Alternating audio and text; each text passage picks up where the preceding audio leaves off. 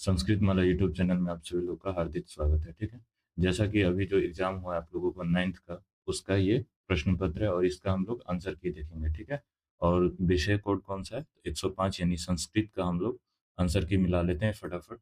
चलिए, लगभग 100 क्वेश्चन है, उसका जो आंसर होगा वो हम लोग जल्दी जल्दी टिक कर लेते हैं। आप लोग इसमें मिलाते रहिएगा। ठीक है, चलिए देखते हैं, एकदम सटीक आंसर मिलेगा आपको। ठीक है, चलिए, और अभी तक चैनल पे नए आए हैं, चैनल से जुड़े हैं और सब्सक्राइब नहीं किए हैं, तो चैनल को आप लोग क्या है सब्सक्राइब भी कर लीजिए, ताकि जितने भी जो वीडियो हैं आप तक आसानी से सभी एकदम समय पर पहुंच जाएंगे। ठीक है, चलिए पहला प्रश्न देख लेते हैं क्या है। तो हम लोग मिलाना शुरू करते हैं, और आप लोगों का क्या स्कोर आ रहा है कि आपने कितना प्रश्न सही किया है, कितना गलत किया है, तो आप लोग कमेंट के माध्यम से मुझे बता सकते हैं। ठीक है, चलिए देख लेते हैं। वस्तुनिष्ठ प्रश्न है। ठीक है, एक नंबरी जो प्रश्न होता है वो है, 100 प्रश्न दिया गया है। ठीक है, उसमें से आपको क्या है 50 प्रश्नों का सही विकल्प OMR जो सीट होता है, आंसर सीट, उसमें आपको भरना होता है। ठीक है, चलिए देख लेते हैं फटाफट। पहला प्रश्न देखिए, पहला क्या है कि ऋषियों के विचार प्रकट करने वाले ग्रंथ को क्या कहते हैं? ठीक है, पहला का क्या आंसर हो जाएगा? पहला का आंसर हो जाएगा उपनिषद। ठीक है, दूसरा में ईश ईश स्तुति पाठ किन दो ग्रंथों से संकलित है? तो राइट आंसर इसका क्या हो जाएगा? उपनिषद और भगवत गीता से। ठीक है, तीसरा में है, कौन डरता है? कौन डरता है? ठीक है, राइट आंसर इसका क्या हो जाएगा? कौन डरता है? तो राइट आंसर हो जाएगा इसका, तीसरा का राइट आंसर हो जाएगा विद्वान। ठीक है, चौथा में ईश स्तुति पाठ में कुल कितने पद्य हैं? तो राइट आंसर कितना हो जाएगा? 5। ठीक है, कुल कितने पद्य हैं? तो 5 पद्य हैं। चलिए आगे देख लेते हैं, अगला प्रश्न क्या है 5वां नंबर प्रश्न में। 5वां में कह रहा है कि सभी प्राणियों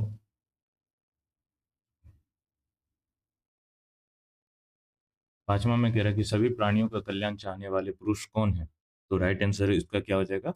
जो सज्जन होते हैं वही। ठीक है, छठा में है, छठा में प्रश्न क्या है? तो वो देखिए आप लोग, पंचतंत्र के लेखक कौन है? पंचतंत्र के लेखक कौन है? तो राइट आंसर क्या हो जाएगा?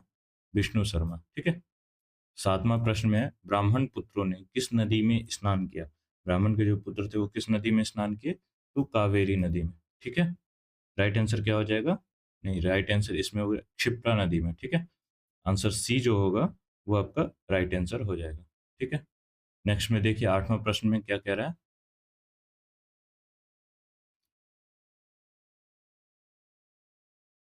8वां प्रश्न पे आ चुके हैं हम लोग। देखिए 8वां प्रश्न में है, महाकाल मंदिर किस राज्य में स्थित है? ठीक है, ये आगे पीछे हो रहा है पीडीएफ। अब पीडीएफ जो मेरे पास आया है यही है, महाकाल मंदिर किस राज्य में स्थित है? तो राइट आंसर इसका क्या हो जाएगा? मध्य प्रदेश। ठीक है, बी सही हो जाएगा।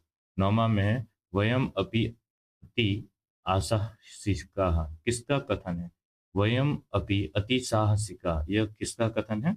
तो राइट आंसर इसका क्या हो जाएगा? यह कथन जो है ब्राह्मण पुत्रों का है। ठीक है, डी नंबर जो होगा वो सही हो जाएगा।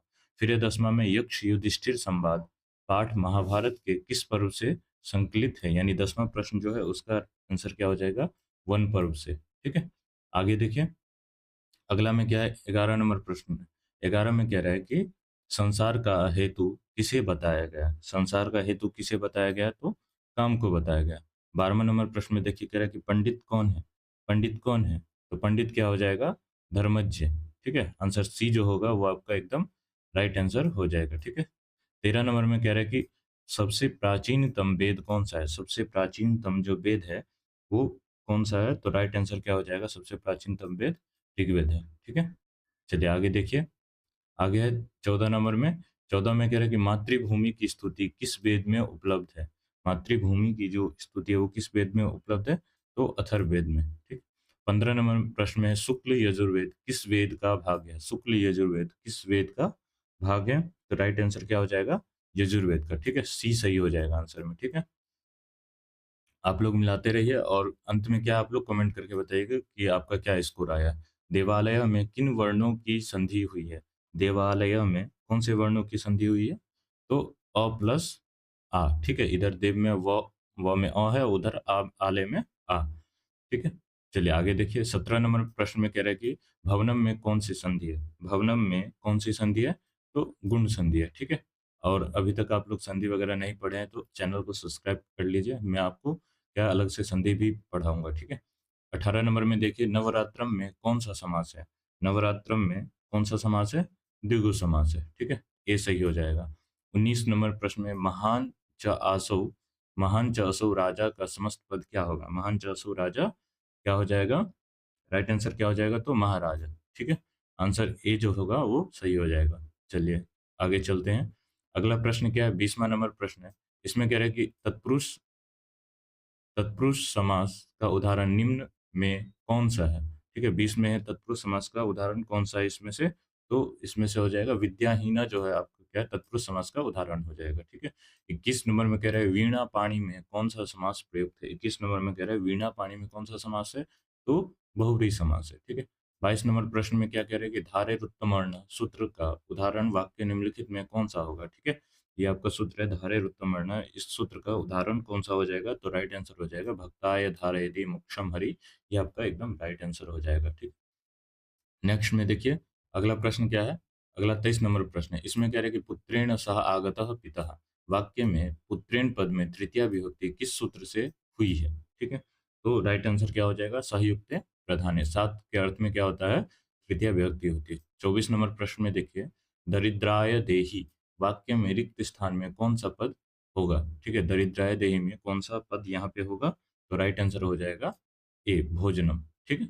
25 में देखिए, जिससे नियम पूर्वक विद्या पढ़ी जाए, उसमें कौन-सी विभक्ति होती है? तो राइट आंसर क्या हो जाएगा? जिससे नियम पूर्वक जो विद्या पढ़ी जाती है, उसमें पंचमी विभक्ति होती है, ठीक है? अभी तक आप लोग क्या है संस्कृत पढ़ रहे हैं और हमारे चैनल से नहीं जुड़े हैं, तो आप लोग संस्कृत माला यूट्यूब चैनल को सब्सक्राइब ज़रूर कर लीजिएगा। यहाँ पे जितने भी वीडियो हैं, वो एकदम फ्री ऑफ कॉस्ट आपको पीडीएफ, नोट्स, हर एक चीज़, प्रत्येक चीज़ यहाँ पे उपलब्ध करवाई जाती है, ठीक है? आपको इधर-उधर पैसा खर्च करने की कोई आवश्यकता नहीं है। चलिए 26 नंबर प्रश्न में देखते हैं।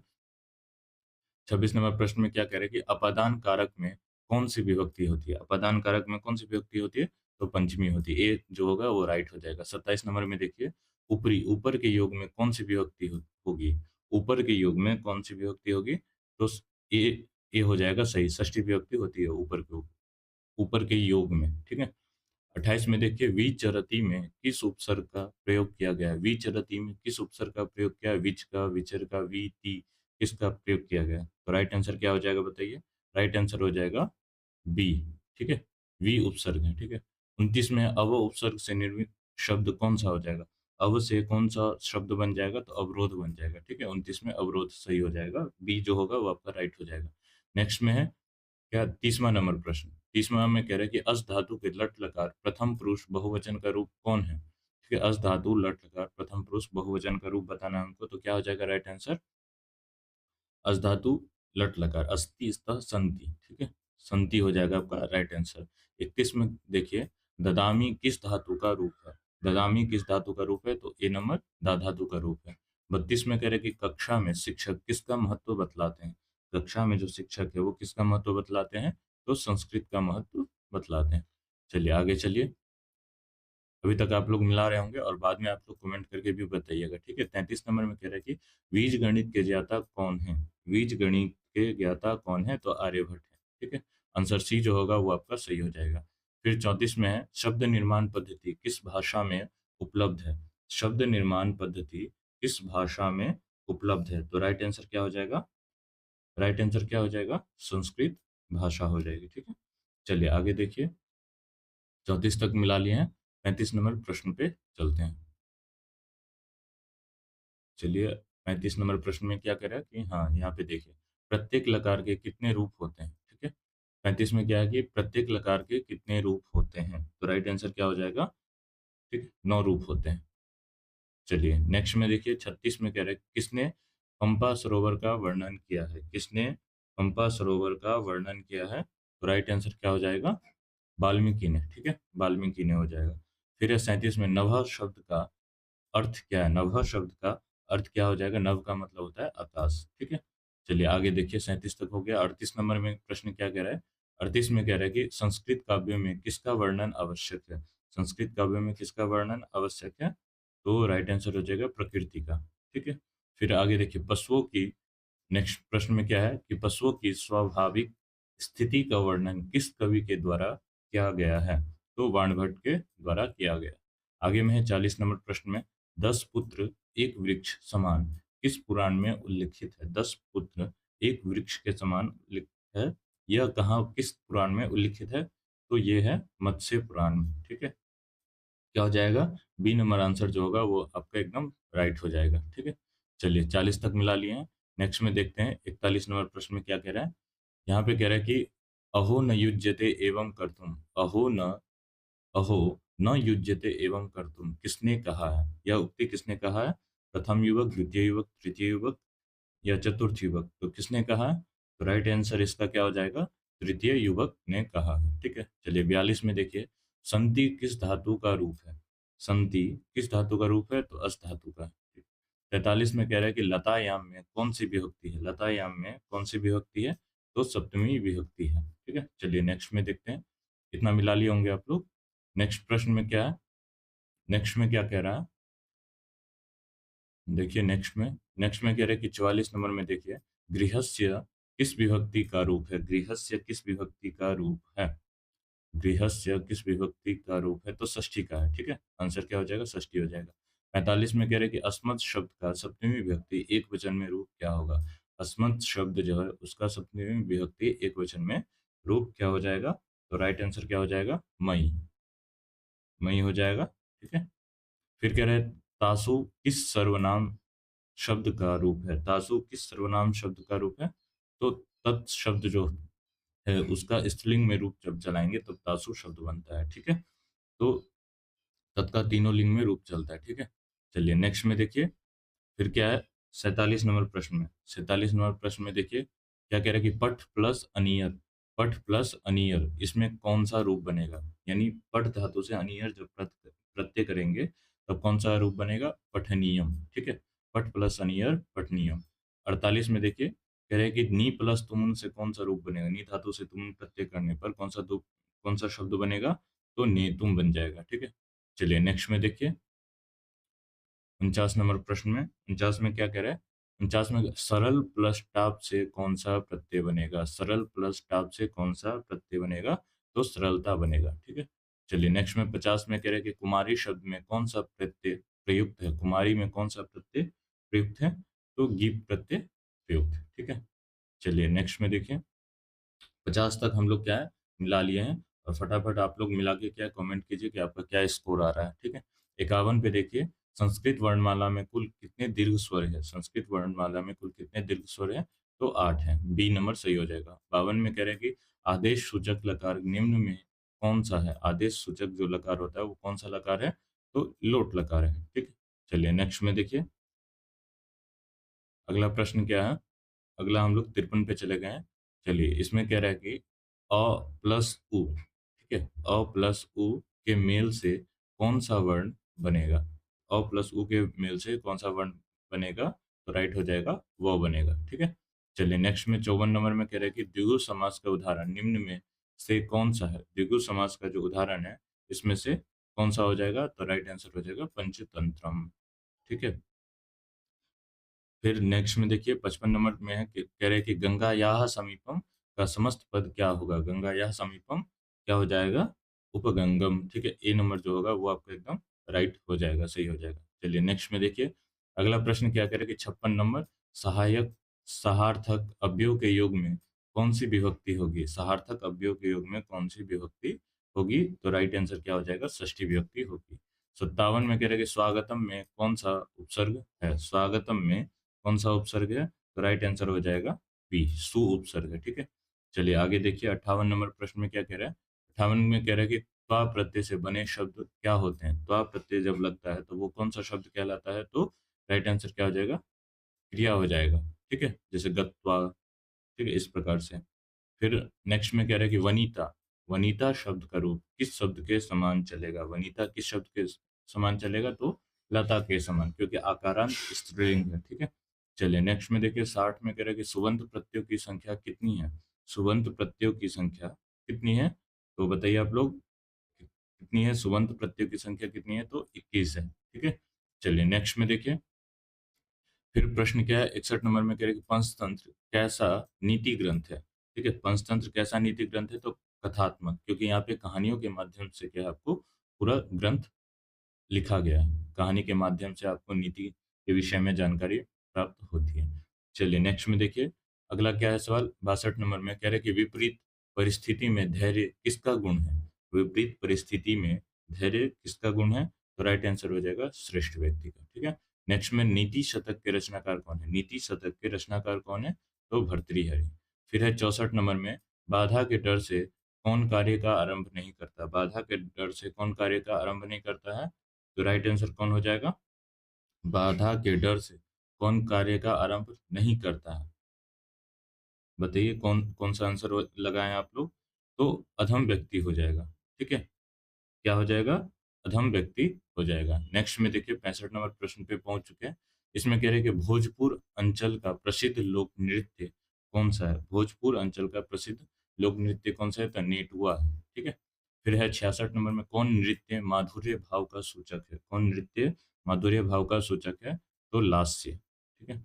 फिर कह रहे हैं कि जट जटिन किस क्षेत्र का लोक नृत्य है? जट जटिन किस क्षेत्र का लोक नृत्य है? तो राइट आंसर क्या हो जाएगा आपका? इसमें आप लोग लगा लीजिए मिथिला, ठीक है? फिर नेक्स्ट में देखिए, अगला कौन-सा 68 नंबर, इसमें कह रहे हैं संस्कार अवसरों पर स्त्रियाँ घर एवं बाहर में क्या बनाती हैं? तो राइट आंसर इसमें क्या हो जाएगा? क्या बनाती हैं? राइट आंसर क्या हो जाएगा? तो अल्पना, ठीक है? चलिए नेक्स्ट में देखिए, अगला कह रहे हैं कि रोज़ा में व्रती पूरे दिन क्या करते हैं? रोज़ा में व्रती पूरे दिन क्या करते हैं? तो उपवास करते हैं। फिर कह रहे हैं ईद के अवसर पर दिए जाने वाले दान को क्या कहते हैं? ईद के अवसर पर दिए जाने वाले दान को क्या कहते हैं? ज़कात और फ़ित्रा, ठीक है? ए और बी दोनों, ठीक है? ज़कात और फ़ित्रा कहा जाता है। फिर कह रहा है कि 71 नंबर प्रश्न पे चलिए, रमज़ान के महीने में किसे देखकर रोज़ा रखा जाता है? रमज़ान के महीने में किसे देखकर रोज़ा रखा जाता है? तो राइट आंसर क्या हो जाएगा? चंद्रमा को देखकर, चंद्र को देखकर। चलिए नेक्स्ट में देखिए, अगला क्या है 72 नंबर प्रश्न पे हम लोग पहुँच चुके हैं, तो देख लेते हैं फटाफट क्या कह रहा है? 72 नंबर प्रश्न में क्या है? देखिए, गाँव के लोग क्या है गाँव के लोग यहाँ पे देखिए, गाँव के लोग नगर की ओर पलायन किस लिए करते हैं? किस लिए करते हैं? तो राइट आंसर हो जाएगा धनार्जन के लिए, ठीक है? नेक्स्ट में मनुष्य की कितनी मूलभूत आवश्यकताएँ हैं? मनुष्य की मूलभूत कितनी आवश्यकताएँ हैं? तो राइट आंसर हो जाएगा 3 मनुष्य की मूलभूत आवश्यकताएँ। फिर कह रहा है 74 में, ईद में किस पकवान की प्रधानता होती है? ईद में किस पकवान की प्रधानता होती है? तो राइट आंसर क्या हो जाएगा? सेवई की, ठीक है? चलिए नेक्स्ट में देखिए 75 नंबर प्रश्न में क्या कह रहा है कि प्रकृति ने किसकी रचना की है? प्रकृति ने किसकी रचना की है? तो गाँव की रचना की है, ठीक है? चलिए नेक्स्ट में देखिए 76 नंबर प्रश्न में इसमें क्या कह रहा है कि गिरी गिरी प्लस इस की संधि क्या होगी? गिरी प्लस इस में जब संधि करेंगे तो क्या हो जाएगा? ग्रीस हो जाएगा, ठीक है? नेक्स्ट में देखिए, निरोगह में कौन-सा उपसर्ग है? निरोगह में कौन-सा उपसर्ग है? तो नी उपसर्ग है। फिर है 78 में, गायति किस धातु का रूप है? गायति किस धातु का रूप है? तो आंसर क्या हो जाएगा? सी नंबर, गई धातु का रूप है, ठीक है? चलिए आगे देखते हैं। अगला प्रश्न क्या आप लोग मिला रहे होंगे और आप लोग कमेंट करके भी बताइएगा कि आपका क्या स्कोर आया। चलिए नंस्यति में कौन-सी धातु है? नंस्यति में कौन-सी धातु है? ठीक है, नम धातु है। आप लोग भी संस्कृत पढ़ना चाह रहे हैं, अभी तक चैनल से नहीं जुड़े हैं, तो क्या संस्कृत माला यूट्यूब चैनल से आप लोग जुड़ जाइए, सब्सक्राइब कर लीजिए। यहाँ पे क्या आपको मैं किताब भी पढ़ाऊँगा और जितने भी जो प्रश्न आ रहे हैं, उन सभी को मैं हल भी करवाऊँगा, ठीक है? 80 नंबर प्रश्न में देखिए, युवति ही में कौन-सा स्त्री प्रत्यय युवती में कौन-सा स्त्री प्रत्यय है? तो राइट आंसर हो जाएगा घी प्रत्यय। 81 में देखिए, पठ प्लस घई से यानी पठ धातु से घई प्रत्यय करने पर कौन-सा शब्द बनता है?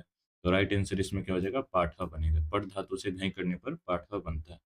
चलिए नेक्स्ट में देखिए, नेक्स्ट प्रश्न क्या है? इसमें कह रहे हैं कि वैदिकः पद का प्रकृति प्रत्यय क्या है? वैदिकः पद का प्रकृति प्रत्यय क्या है? तो वेद प्लस ठक करने पर वेद शब्द से ठक प्रत्यय करने पर क्या हो जाएगा? वैदिकः शब्द बनता है, ठीक है?